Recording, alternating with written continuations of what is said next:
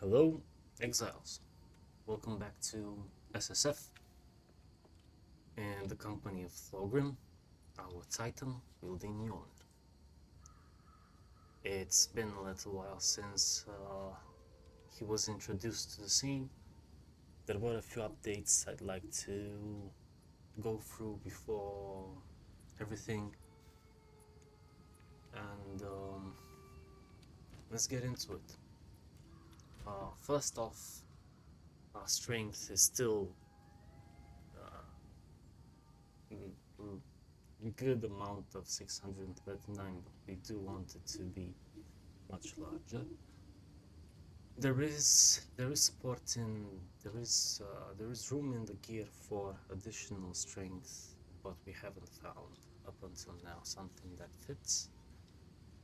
Thankfully, we can now say we are risk capped with a 60% chaos resistance, which is helpful.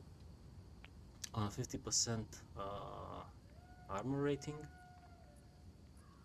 and only 2800 life. Overall, with this amount of strength, I would have imagined the build to be a bit more tanky, but it's still very, very frail. As I said before, even with 50% physical damage reduction, and if the character gets into a physical scuffle, 5.6 effective life pool is not enough to feel like you can live through stuff.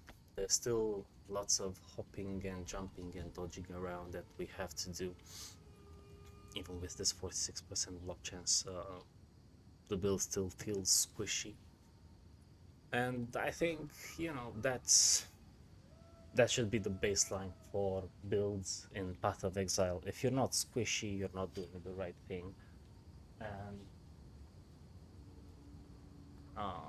being super tanky and being able to live through everything and anything and come out unscathed, that would be an exception. An exception that requires lots of investment. You'd probably be able to take any character of any class into that situation with, top of the line gear. Going back to the gear, I did spend a few divines on this. We got it up to 4 plus 4 level of lightning skills, 329 increased physical, which sounds like a lot, but it still hits like a twig. It's like a pebble on a twig. Mobs don't really care about us hitting them with Mjollner on the physical initial hit. Still using the Black Sun Crest, which currently adds, is that 71? That's 71 strength. And a total of 153 life. We could get more life on a high roll, on a helmet, which does mean that in the end of the build, we're going to have to drop both the Black Sun Crest and the Titan Cataphract for rares with lots of life and lots of strength. Rares that we did not find just yet. Talking about the Cataphract, yeah, this one adds 120 strength all by itself, 259 life. The added life itself is, I believe that is the high roll of a tier 1 life mode, which is okay, but the 120 strength you're not gonna get on any mod. And remember that this we're going to take a quick look at the passive skill tree. We want to use the strength as a global damage increase, so 120 strength is 8% global damage increase. That's not something you can get on a body armor, but then again, this is a pretty niche body armor that I'd imagine helps the build, but mostly holds it back. We'll have to see. The shield is the best block chance I've found because of the two passive tree nodes that increase your overall damage based on your block chance. Interesting, the two of them.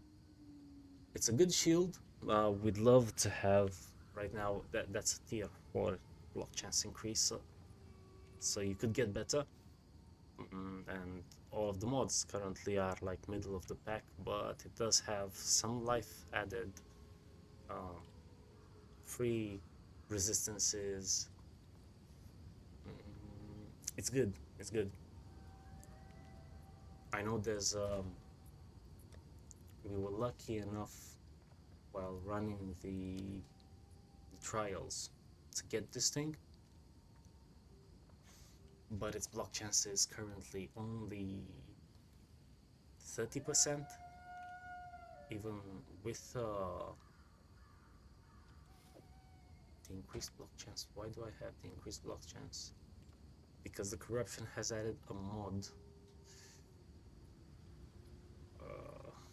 Yeah, even with the native increased block chance, which I got somehow. I can't remember how.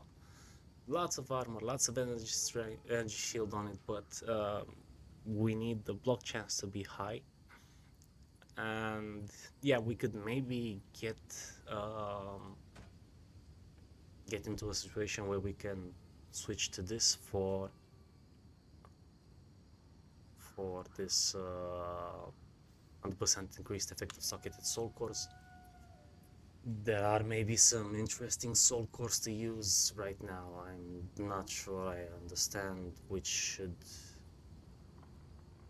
go in there and, save for the elemental resistances. The percent increase maximum life is a target. 8% increase maximum life would give us right now around 240, maybe less than 240 life, which is again comparable to a tier 1 roll. We'll see.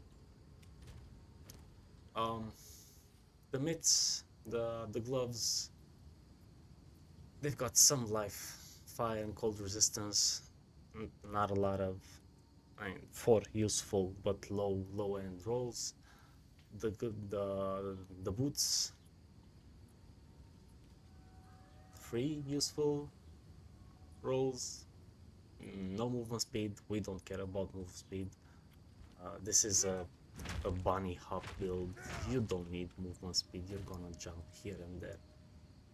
And on the rings, some strength with resistances, some strength with intelligence, well, under the guise of all attributes, and life leech. 25% increased lightning damage is there to help. The added fire damage to attacks is not noticeable. And on the amulet, we could only find an Azure amulet as a base with +3 level to all melee skills, some resistances, and that's all that it's helpful with. 2 mods out of 4. The plus mana increase maximum mana. I know it's nice, but it's not for this build, since we have to use blood magic.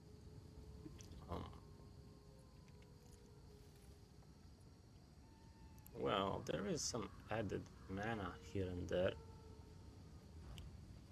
Shall we take a look? Just how much mana we have and how much mana these things cost. 179.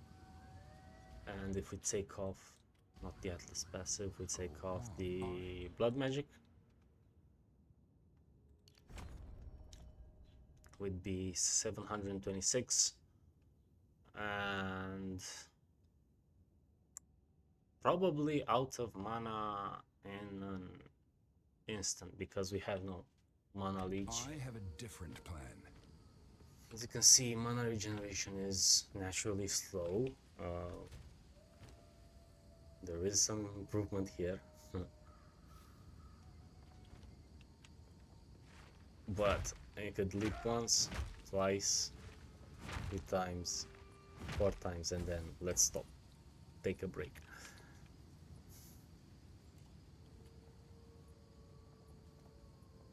Let's not do that. Let's keep using blood magic.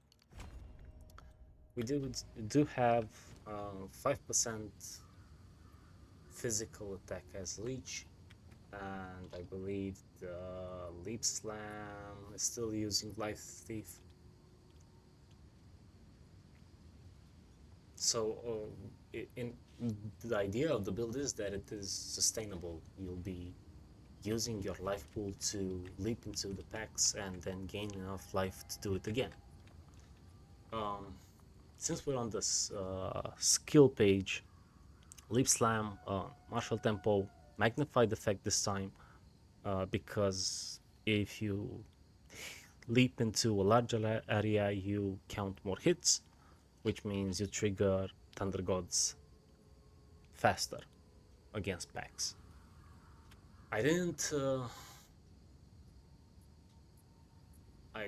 see the added socketed skills deal 220% increased damage last time, which means this build has just turned from being a titan wielding a hammer to a hammer wielding a titan, because most of the damage we do currently comes from triggering lightning warp against the ball lightning. Yeah, we've socketed lightning warp and we've removed the additional shock magnitude support for lightning exposure and strip away, because we've moved away from jewels that do give us increased attack damage and increased physical. Like you can see them in my I still have them in the inventory. This is global physical damage. This does not affect the skills that we're triggering with Thunder God's Vigor. So, and there are no ruby gems, that jewels that give you increased damage overall. Actually, I don't believe that's a roll on any of the jewels. So we've dropped all of our rubies for increased magnitude of ailments you inflict. And that's the only mod that we're currently socketing into those slots. Anything else is close to useless. Critical damage bonus, we don't use critical damage bonus because we have Resolute Technique. Maximum energy shield, we barely scrape the barrel on energy shield. So it's a pretty one-sided change. We only care about increased magnitude of shocks. We currently have the build up to 100 and something increased magnitude of shocks with Frazzle on the Anoint, which means we're doing 40% extra damage on all of our damage. It's better than using these rubies. The rubies themselves would, I think, I was doing a calculation when I changed. Rubies themselves give us a 31% damage increase on the physical side, and only on the physical side, on attacks. While right now with the shock magnitude of 40% overall, 43 I believe it was, you can imagine 43 is better than 31. The only problem is that these gave us rage on melee hit. That was nice. but yeah, I haven't solved for losing the rage only hit. We're going to find a, a way to solve for that as well, maybe in the next update. So when it comes to mapping, unfortunately we're still squishy and not dealing enough damage. We can't run Veil Factory, not a chance. This map is rippy for most of everything. You just get projectiles from everywhere and anywhere, and by the time you close the gap, you're already dead. Grimhaven, Nezamite City, there are a lot of projectiles here as well, but let's give it a shot. Um, yeah, a blue standard, nothing very special, because the build right now, it is not something very special. It still needs lots of investment. I'd imagine if you were to start the league with this build, you wouldn't have access to Mjollner.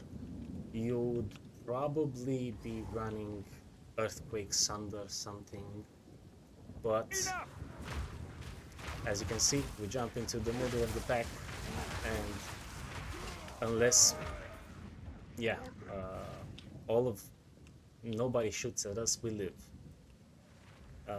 That was just an example of just how little 2800 life is, and also just how much damage mages and archers do in this iteration of the game. So those were 2 hits from a mage, more than half of the health pool. Is it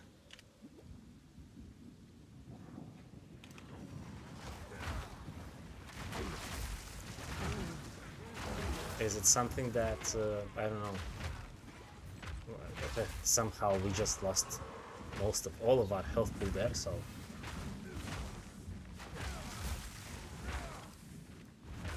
is it something we can change? Maybe there's something to do with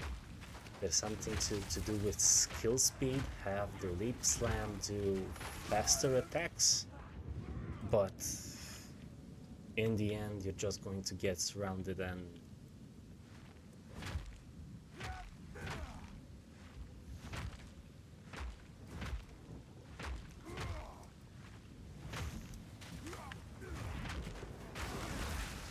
yeah.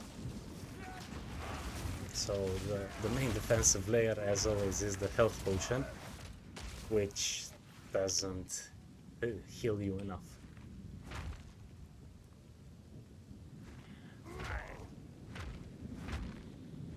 We need somehow to improve the survivability, because we can't leave the build like this, like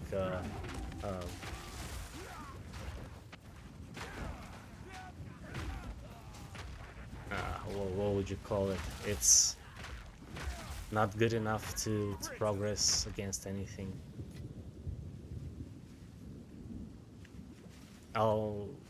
We'll still be using a Magic Find character to improve the situation, because yeah, the build is clunky, the build is slow. That's to be expected, and in a sense that's what the build does. It's slow, but at least it should deal enough damage to you know, there you go, end of the map. It should deal enough damage to at least complete a simple map. Yes, slow, but it should at least go through the map. Not to mention, against bosses, the build just kind of drops dead in a single hit. It's survivability right now is on par with the... It's actually lower than the Magic Find character, the Magic Find that I with a 1400 uh, 1400 effective health pool, well, actual health pool with 80% evasion. That thing lives through more than this build does. So overall, is Mjollner a one item build by itself? I don't see it being a one item build. It's not the bell, you know, the helmet that sets your enemies to low life, or a Tangle Tongue build, or a Tangle Tongue level of power. Is that bad for Mjolnir? I don't think so.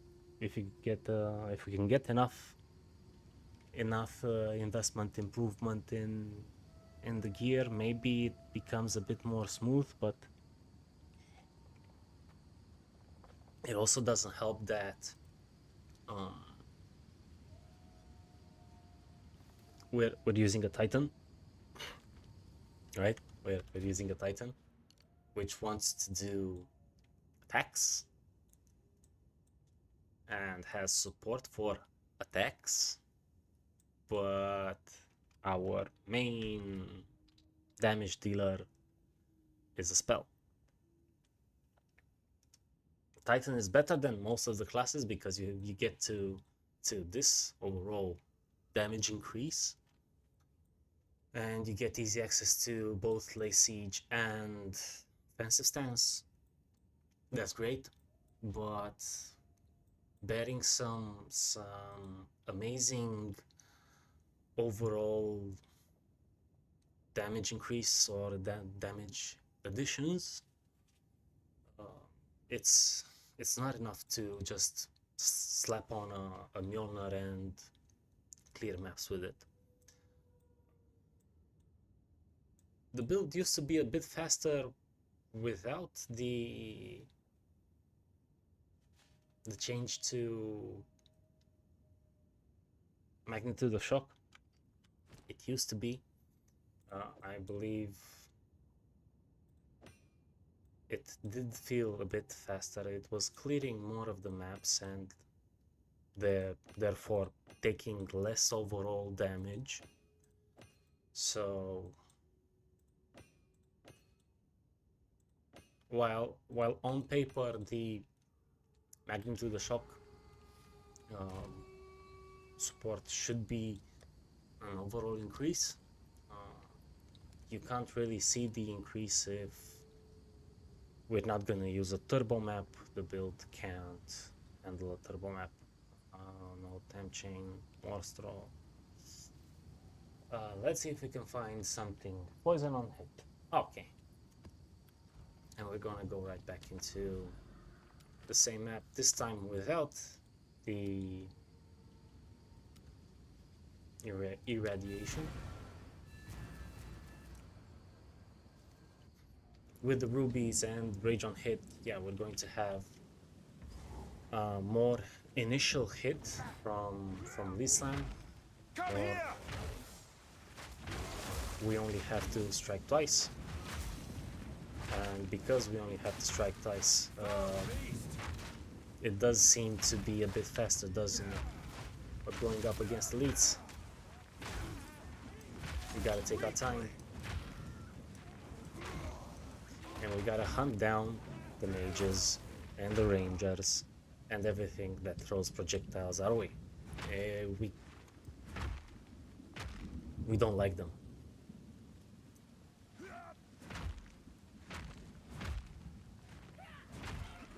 There you go, rangers, projectiles. That's gotta stop.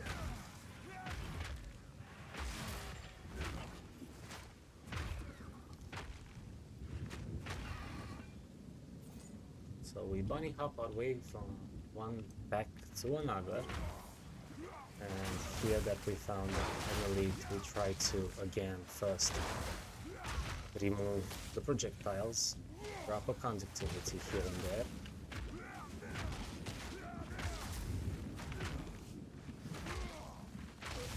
Is this fast? No.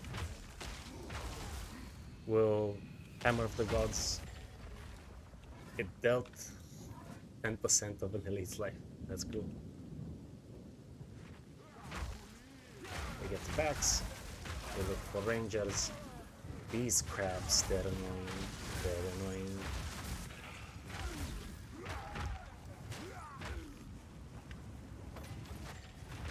Is that a crab? That's a crab. That's an elite crab.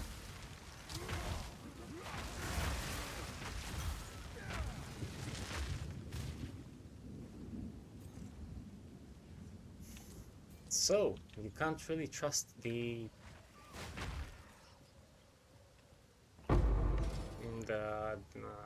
those changes as I said, moving from those rubies to just a pure shock magnitude setup.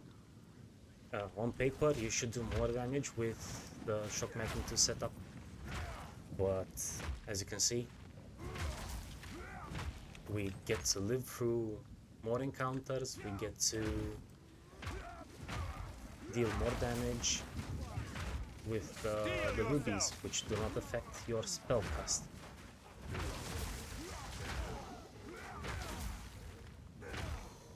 And then it's a question of flavor. Do you want this to be a physical damage dealer with some flashiness because you're casting those spells here and there? Or do you want to make it a mixed attacker that deals both spell and physical damage to the same degree? Right now, it does seem that the spells that are socketed into Mjollner are there for the flashiness.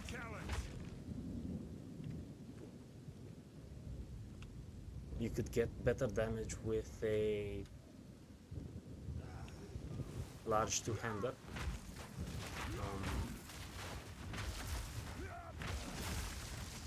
One that I don't currently have. Let's remove that.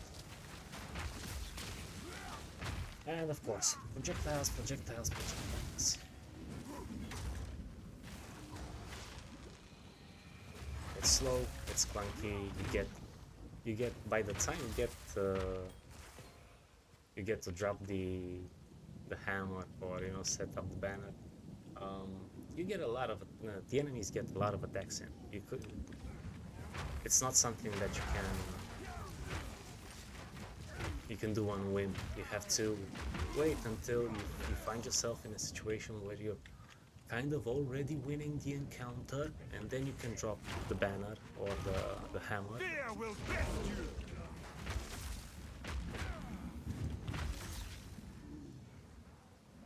you. Okay, enemies.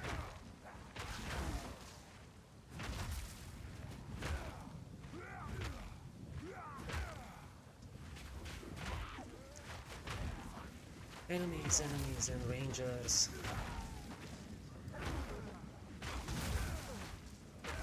Could we call this a valid comparison between the first setup and the second?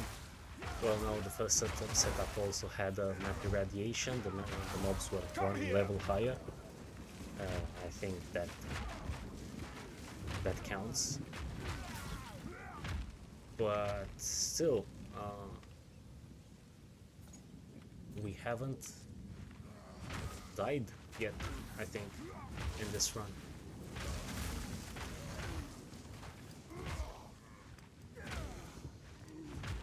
So that means we're doing something right.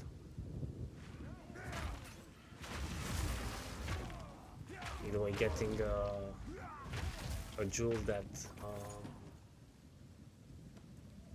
that also has rage on hit and magnitude availments. I don't think there is such a thing. I haven't seen one just yet. And yeah, we're only targeting rare jewels. There is no need to plan for a unique jewel in this build. In this league, I don't have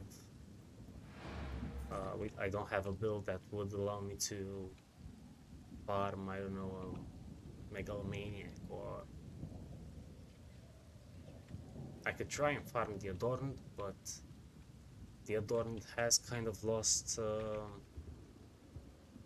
little bit of its power level once once it said it it was updated so that only magic corrupted jewels are affected.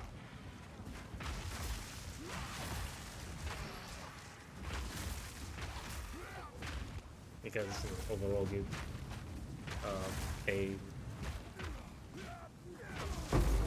even if you get a high roll on the Adorn, then you close to double your magic corrupted jewels efficiency. You only get 2 mons, which are doubled. So maybe you can use that to like a highly specific setup for your jewel setup. Could be useful for that. But I don't know, the build kind of works with these gems. We haven't changed anything but the gems. So the banner, and we get a hit. The hammer.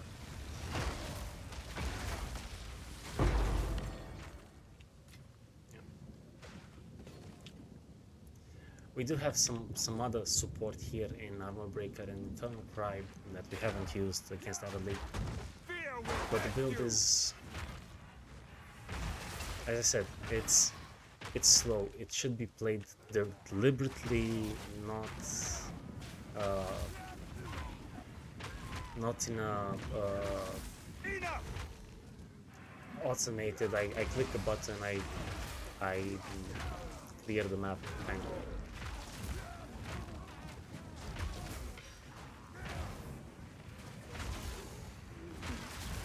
This is something that we could use until the end of the league. Right now, no, it's too slow to take this build into pinnacle content, because yeah, okay, maybe pinnacle bosses won't have these crab packs, venomous crab packs that all target you and clean up your health pool with a single volley. But pinnacle bosses also do much more damage. Unless we can find a way to sustain this power level or even improve it along with the health pool,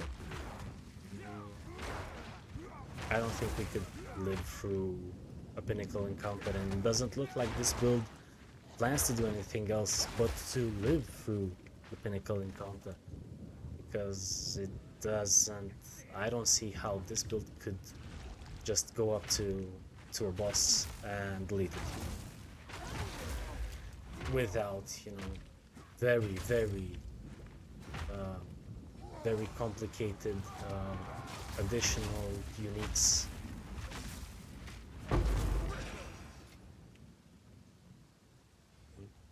I don't have a Deed Bell or a Trample Toe currently. I'm not saying that I wouldn't use them if I had them, because I do have a Mjollner and I want to use it. So if I found the other two uniques, yeah, I would like to use them. And then having everything to be counted as low life, and having everything being executed, because they're at low life, you deal 50% more damage, and then you use that node wheel next to the mercenary, where you deal more damage and have more crit and do everything better if the enemy is on low life. Yeah, of course, but then that's a deep build, not a Mjollner build. You could do just as much damage as you do with Mjollner using any other weapon. It would be hard to quantify just how much of the damage is because because of the helmet, and how much of the damage is because of the what are those projectile dealing enemies. Come here, stop your projectiles. This is a fist fight, not a gunfight. Stop shooting.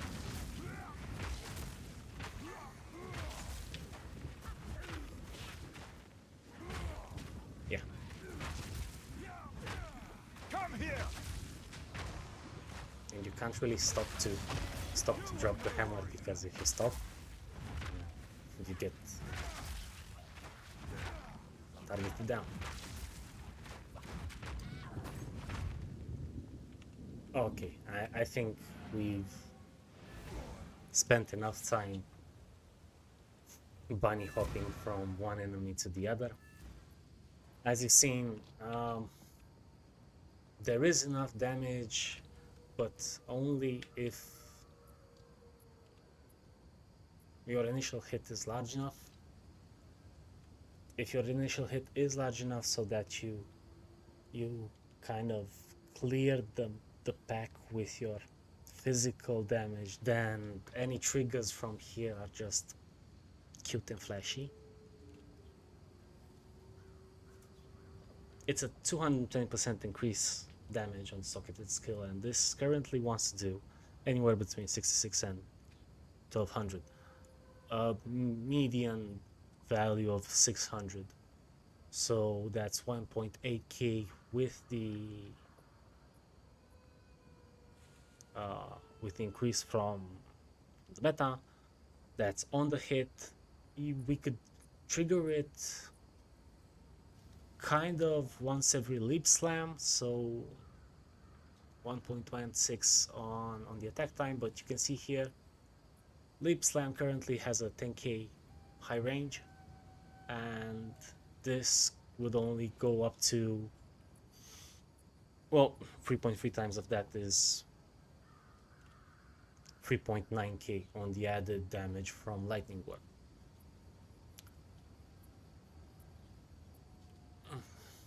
It's cool it has culling strike. It's cool that we also get a 20% increase on the shock, because we could shock the enemy. I don't know. There are maybe some other the improvements, optimizations to be done here. Oh yeah, and I'm trying to get into the playstyle where the killing blow on elites is armor breaker, because we have behead support and we can only socket it onto a strike, and this seems to be the best strike that we currently have. There's a cute interaction with